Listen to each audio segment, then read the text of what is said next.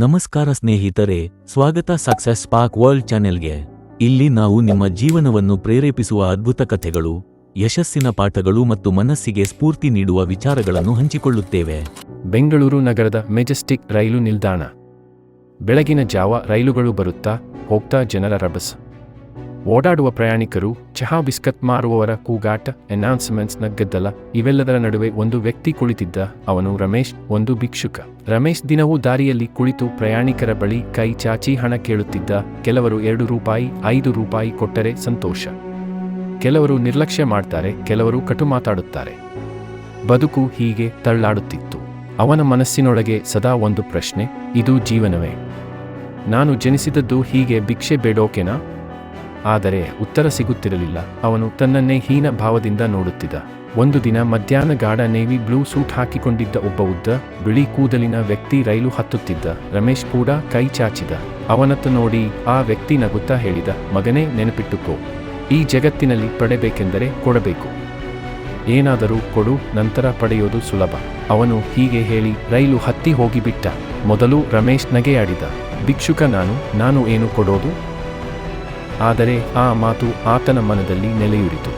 ಅವನು ಆ ದಿನ ರಾತ್ರಿ ನಿದ್ರೆ ಮಾಡಲಾರದೆ ಯೋಚಿಸುತ್ತಲೇ ಇದ್ದ. ಮರುದಿನ ಬೆಳಗ್ಗೆ ರಮೇಶ್ ಹತ್ತಿರ ಇದ್ದ ಹಳೆಯ 10 ರೂಪಾಯಿಯಿಂದ ಚಿಕ್ಕ ಹೂಗಳ ಗುಚ್ಛ ಕೊಂಡುಕೊಂಡ. ನಿಲ್ದಾಣದಲ್ಲಿ ಜನರ ಬಳಿಗೆ ಹೋದಾಗ ಹೀಗೆ ಹೇಳಿದ: ಸ್ವಾಮಿ, ನನಗೆ ಸಹಾಯ ಮಾಡಿದ್ರೆ ಈ ಹೂವನ್ನು ನಿಮಗೆ ಕೊಡುತ್ತೇನೆ. ಜನರು ಆಶ್ಚರ್ಯಪಟ್ಟರು. ಇವನು ಬೇರೆ ಭಿಕ್ಷುಕನಂತೆ ಅಲ್ಲ, ಏನೋ ಕೊಡ್ತಾನೆ ಎಂದುಕೊಂಡು ಹಲವರು ಹಣ ಕೊಟ್ಟು ಹೂ ಪಡೆದುಕೊಳ್ಳಲು ಪ್ರಾರಂಭಿಸಿದರು. ಅದು ರಮೇಶ್ಗೆ ದೊಡ್ಡ ತಿರುವು. ನಾನು ಏನಾದರೂ ಕೊಟ್ಟಾಗ ಮಾತ್ರ ಜನರು ಮೌಲ್ಯ ಕೊಡ್ತಾರೆ ಎಂಬ ಅರಿವು ಮೂಡಿತು. ಹೀಗೆ ಕೆಲವು ದಿನಗಳಲ್ಲಿ ಅವನು ಸಂಗ್ರಹಿಸಿದ ಹಣದಿಂದ ಇನ್ನಷ್ಟು ಹೂಗಳನ್ನು ಕೊಂಡುಕೊಂಡ. ಆಮೇಲೆ ಜನರು ಅವನನ್ನು ಹೂಗಳ ಭಿಕ್ಷುಕ ಎಂದು ಕರೆಯಲು ಶುರು ಮಾಡಿದರು. ಆದರೆ ರಮೇಶ್ನ ಮನಸ್ಸಿನಲ್ಲಿ ಹೊಸ ಹೆಮ್ಮೆ ಹುಟ್ಟಿತ್ತು. ನಾನು ಭಿಕ್ಷುಕ ಅಲ್ಲ, ನಾನು ಚಿಕ್ಕ ವ್ಯಾಪಾರಿ. ಪ್ರತಿದಿನ ಹೂಗಳನ್ನು ಮಾರಾಟ ಮಾಡುವ ಮೂಲಕ ಅವನು ಹೆಚ್ಚು ಹಣ ಗಳಿಸುತ್ತಿದ್ದ. ಕೆಲವರು ರೈಲಿನಲ್ಲಿ ಕೂತು ಅವನ ಬಳಿ ಹೂಗಳನ್ನು ಖರೀದಿಸಿ ತಮ್ಮ ಪ್ರಿಯವರಿಗೆ ಕೊಟ್ಟರು. ಕೆಲವರು ಅವನ ಪ್ರಾಮಾಣಿಕತೆ ನೋಡಿ ಹೆಚ್ಚಾಗಿ ಹಣ ಕೊಡುತ್ತಿದ್ದರು. ಒಂದು ದಿನ ಅದೇ ಉದ್ದ ವ್ಯಕ್ತಿ ಮತ್ತೆ ರೈಲು ಹತ್ತಿದ್ದ. ರಮೇಶ್ ಓಡಿ ಬಂದು ಹೇಳಿದ: ಸರ್, ನೀವು ಹೇಳಿದ ಮಾತು ನನ್ನ ಜೀವನ ಬದಲಿಸಿತು. ಇವಾಗ ನಾನು ಹೂ ಮಾರ್ತಿದ್ದೀನಿ. ನೋಡಿ, ಇವತ್ತಿನ ನನ್ನ ವ್ಯಾಪಾರ. ಅವನು ಹೂಗಳನ್ನು ಕೊಟ್ಟ. ಆ ವ್ಯಕ್ತಿ ಹೃದಯ ತುಂಬಿ ನಕ್ಕ.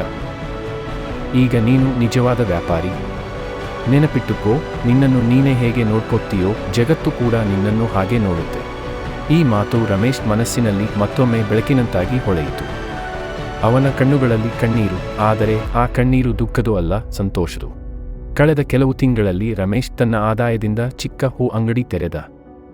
ನಂತರ ಇನ್ನಷ್ಟು ಹಣ ಸಂಗ್ರಹಿಸಿ ಹೂವಿನ ಮಾರುಕಟ್ಟೆಯಿಂದ ಹೂಗಳನ್ನು ತರಲು ಆರಂಭಿಸಿದ. ಆಗ ಹಳೆ ಸ್ನೇಹಿತರು, ಪೊಲೀಸ್ ಸಿಬ್ಬಂದಿ, ನಿಲ್ದಾಣದ ಮಾರಾಟಗಾರರು ಎಲ್ಲರೂ ಬೆಚ್ಚಿಬಿದ್ದರು. ಇವನು ಒಂದು ಕಾಲದಲ್ಲಿ ಭಿಕ್ಷುಕ ಅಲ್ಲವೇ? ಈಗ ಹೂಗಳ ವ್ಯಾಪಾರಿ ಆಗಿಬಿಟ್ಟ. ರಮೇಶ್ ತನ್ನ ಜೀವನವನ್ನು ಸಂಪೂರ್ಣವಾಗಿ ಬದಲಿಸಿಬಿಟ್ಟಿದ್ದ. ಅವನು ತಿಳಿದಿದ್ದ, ಮನಸ್ಸಿನ ಸ್ಥಿತಿ ಬದಲಾಗಿದ್ರೆ ಜೀವನವೇ ಬದಲಾಗುತ್ತೆ. ಅರ್ಧ ವರ್ಷ ಕಳೆದಿತ್ತು. ಅದೇ ಮೆಜೆಸ್ಟಿಕ್ ನಿಲ್ದಾಣದಲ್ಲಿ ಇಬ್ಬರು ಸೂಟ್ ಬೂಟ್ ಧರಿಸಿದವರ ನಡುವೆ ಮಾತುಕತೆ ನಡೆಯುತ್ತಿತ್ತು. ಒಬ್ಬನು ಕೈ ಚಾಚಿ ಹೇಳಿದ: ಸರ್, ನನ್ನ ನೆನಪಾಯ್ತಾ? ನಾನು ಅದೇ ಭಿಕ್ಷುಕ, ಇಂದು ದೊಡ್ಡ ಹೂಗಳ ವ್ಯಾಪಾರಿ.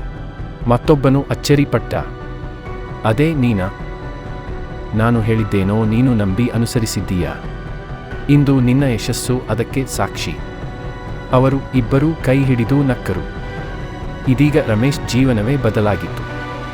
ಆತ ತಿಳಿದಿದ್ದನು, ಕೈ ಚಾಚುವುದರಿಂದ ಏನೂ ಸಿಗೋದಿಲ್ಲ, ಕೊಟ್ಟಾಗ ಮಾತ್ರ ಪಡೆದುಕೊಳ್ಳುತ್ತೇವೆ.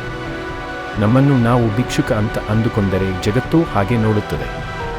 ಆದರೆ ನಮ್ಮನ್ನು ನಾವು ವ್ಯಾಪಾರಿ ಅಂತ ನಂಬಿದ್ರೆ ಜಗತ್ತು ಕೂಡ ವ್ಯಾಪಾರಿ ಅಂತ ಸ್ವೀಕರಿಸುತ್ತದೆ. ಇದು ಕೇವಲ ಕಥೆಯಲ್ಲ, ನಮ್ಮ ಜೀವನಕ್ಕೂ ಒಂದು ಸಂದೇಶ. ನಾವು ನಮ್ಮ ಮನಸ್ಸನ್ನು ಬದಲಿಸಿಕೊಂಡರೆ ಜೀವನವೇ ಬದಲಾಗುತ್ತದೆ. ನಮ್ಮನ್ನು ನಾವು ಹೇಗೆ ನೋಡುತ್ತೇವೋ ಜಗತ್ತು ಹಾಗೆಯೇ ನೋಡುತ್ತದೆ.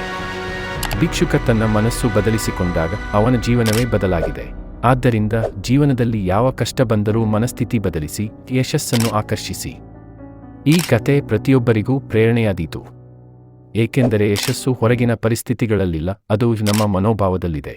ಇಂತಹ ಪ್ರೇರಣಾದಾಯಕ ಕಥೆಗಳಿಗಾಗಿ ಸಕ್ಸಸ್ ಸ್ಪಾರ್ಕ್ ವರ್ಲ್ಡ್ ಚಾನೆಲ್ನ್ನು ಸಬ್ಸ್ಕ್ರೈಬ್ ಮಾಡಿ ಮತ್ತು ನಿಮ್ಮ ಸ್ನೇಹಿತರೊಂದಿಗೆ ಈ ಕಥೆಯನ್ನು ಹಂಚಿಕೊಳ್ಳಿ. ಧನ್ಯವಾದಗಳು.